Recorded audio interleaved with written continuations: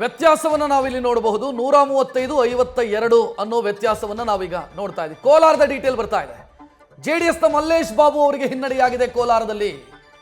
ಗೌತಮ್ ಅವರು ಕೊನೆಯ ಕ್ಷಣದಲ್ಲಿ ಅಭ್ಯರ್ಥಿಯಾದರು. ಕೆವಿ ಗೌತಮ್ ಈಗ ಆರಂಭದಲ್ಲಿ ಮುನ್ನಡೆಯನ್ನ ಸಾಧಿಸ್ತಾ ಇದ್ದಾರೆ. ಮಲ್ಲೇಶ್ ಬಾಬು ಅವರಿಗೆ ಹಿನ್ನಡೆಯಾಗಿದೆ ಅನ್ನೋ ಮಾಹಿತಿ ಈಗ ಲಭ್ಯ ಆಗ್ತಾ ಇರೋದು ಅಥವಾ ಡೀಟೇಲ್ ಈಗ ಲಭ್ಯ ಆಗ್ತಾ ಇರೋದು. ಆ ಮೂಲಕ ಕೋಲಾರ ಏನಾಗುತ್ತೆ ಅನ್ನುವಂಥ ಕುತೂಹಲಕ್ಕೆ ಈಗ ಆ ಕುತೂಹಲ ಇನ್ನಷ್ಟು ಹೆಚ್ಚಾಗ್ತಾ ಇದೆ. ಕೋಲಾರ ಪರಿಶಿಷ್ಟ ಜಾತಿಗೆ ಮೀಸಲಾಗಿರುವಂತಹ ಲೋಕಸಭಾ ಕ್ಷೇತ್ರ.